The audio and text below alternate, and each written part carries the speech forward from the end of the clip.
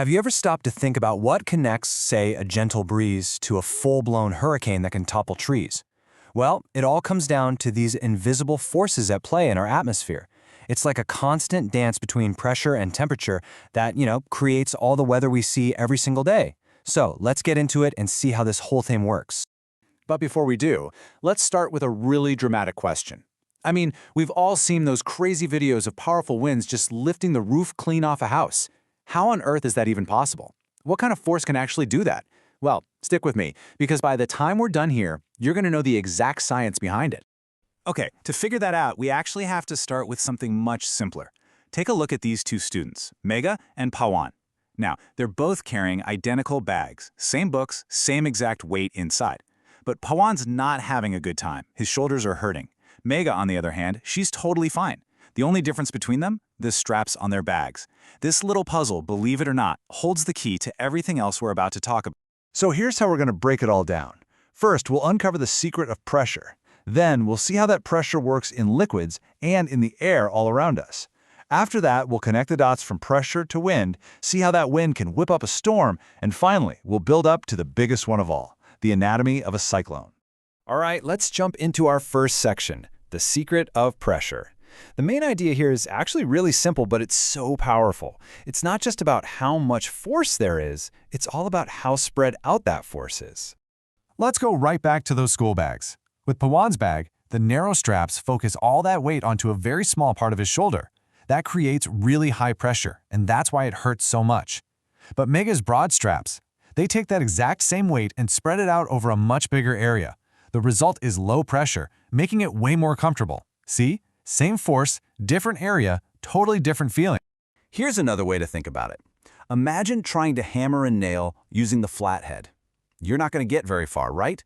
But flip it over, and suddenly all the force from your hammer is focused on that one tiny, super sharp point.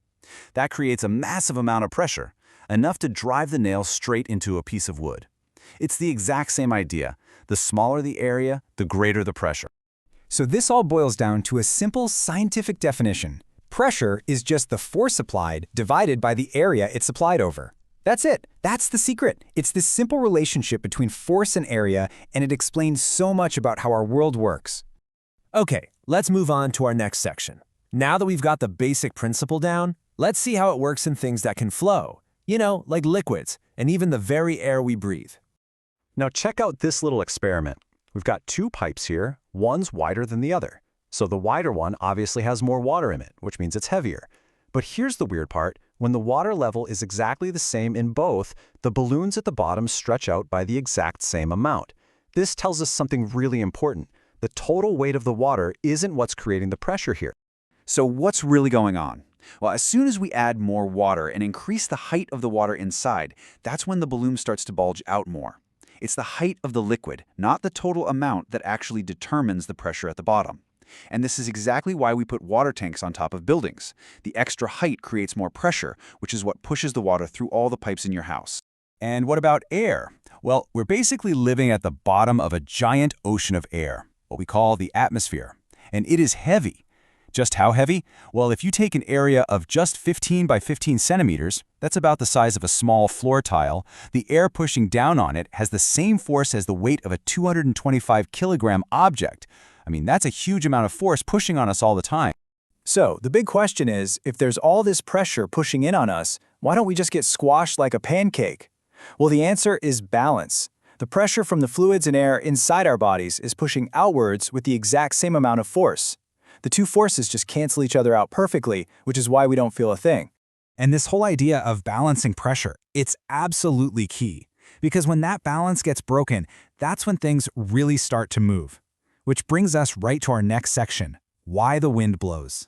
If you only remember one thing about what makes wind, make it this. This right here is the golden rule.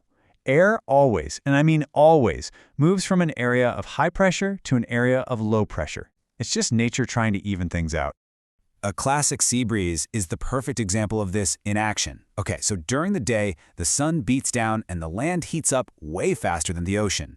The hot air over the land expands and starts to rise, and that leaves behind an area of low pressure.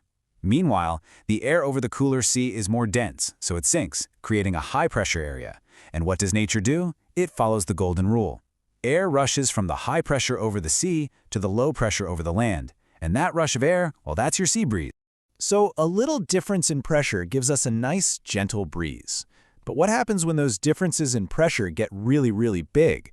Well, that brings us to our next stop, the making of a storm.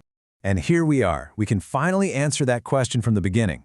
It turns out that really fast-moving wind creates an area of low pressure. So, when a storm blasts high-speed winds over the top of a roof, it creates this pocket of very low pressure just above it. All of a sudden, the normal higher pressure air that's just sitting inside the house is completely unbalanced. It has nowhere to go but up, and it pushes with so much force that it can literally pop the roof right off. You can think of a storm like a giant engine, and it runs on a continuous cycle. Warm, humid air near the ground gets heated up, and it rises really fast. As it gets higher up, it cools down, and the moisture in it condenses into massive storm clouds.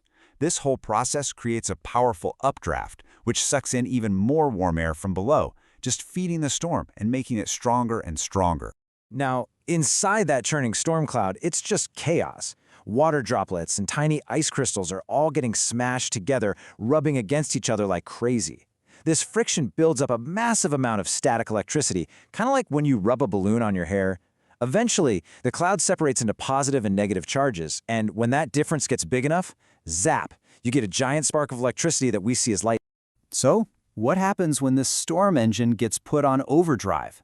That brings us to our final section, the anatomy of a cyclone. This is the ultimate, most powerful low-pressure system there is. A cyclone is basically what you get when a giant thunderstorm system forms over really warm ocean water. All that warm, moist air acts like high-octane fuel for the storm. As all that air rushes in toward that central point of extremely low pressure, the rotation of the Earth itself gives the whole system a twist, organizing it into a massive, spinning monster of clouds and wind. And the power these things unleash is just, it's hard to even wrap your head around. Take the Amphan cyclone back in 2020. Its winds reached peak speeds of 270 kilometers per hour. That is the raw, destructive power of a massive pressure difference in action. Which leads us to one last thing to think about. We just saw that the spin of the Earth is what gives a cyclone its signature rotation. So it leaves us with a pretty interesting question, doesn't it? If the Earth just stopped spinning, would these massive swirling storms even be able to form? It really makes you appreciate just how connected all of these incredible forces truly are.